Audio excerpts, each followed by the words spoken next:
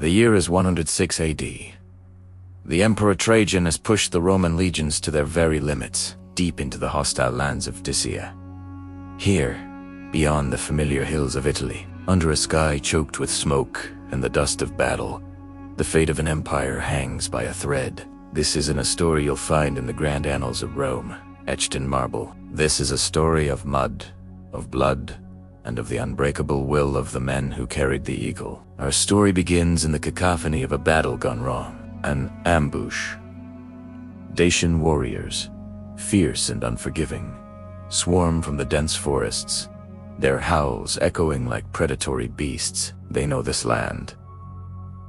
We do not. The Roman line, once an unbreakable wall of steel and discipline, has buckled. Centurions shout orders that are swallowed by the din of clashing swords and the screams of the wounded. And then, the unthinkable happens. The standard of the 9th Legion, the Aquila, the Golden Eagle, very soul of the legion, falls. The Aquilifer, a veteran named Gaius, stumbles, a Dacian falx. Having found its mark, he clutches his side, his eyes wide, not with pain, but with horror, as the eagle tips and plunges into the blood-soaked mud. A collective gasp rips through the Roman ranks, a sound more devastating than any war horn. An eagle on the ground is more than a lost banner. It is a shattered spirit, a sign of divine disfavor, a disgrace that could haunt a legion for a century. For a moment that stretches into an eternity, the battle freezes.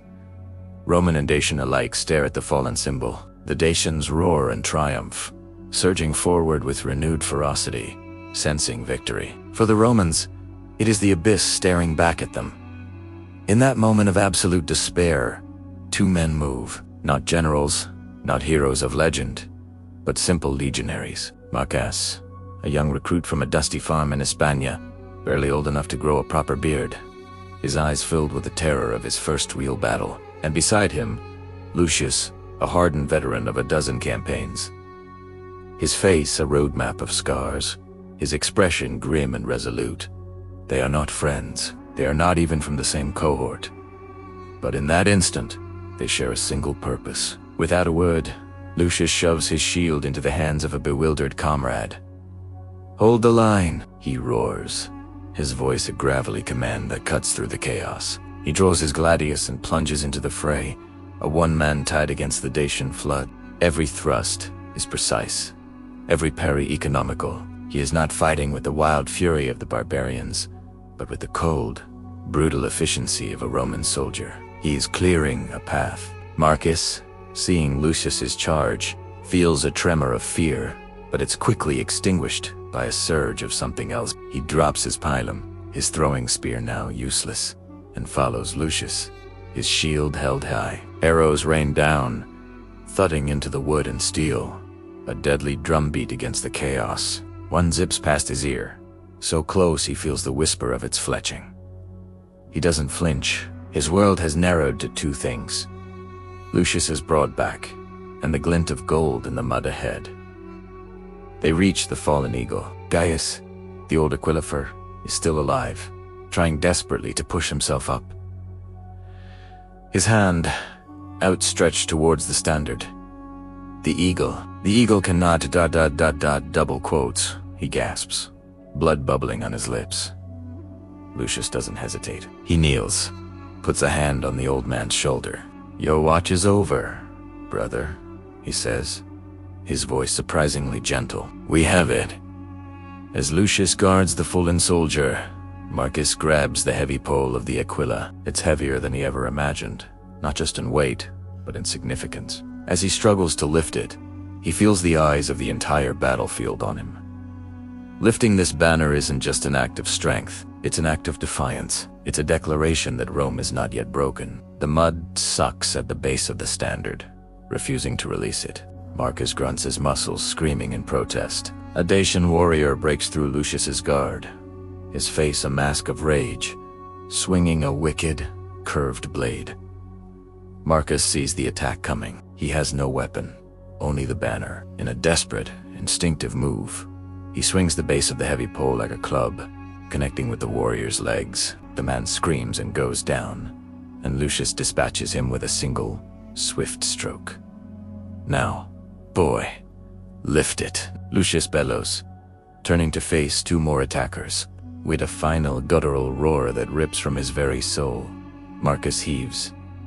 The Aquila free, he plants the base firmly in the churned earth and, inch by agonizing inch, raises it back towards the sky. The polished gold of the eagle catches a stray sunbeam that cuts through the smoke. It shines like a new star, a beacon in the twilight of battle.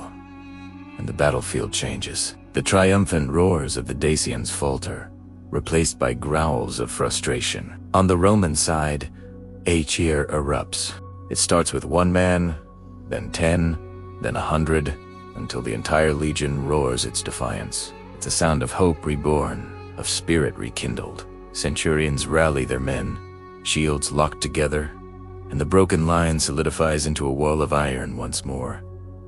The tide has turned. Holding the eagle aloft, Marcus is no longer a terrified farm boy. He is a living symbol. He feels the collective will of the 9th Legion flowing through him, a current of iron and honor. Lucius stands before him, a grim protector, his gladius.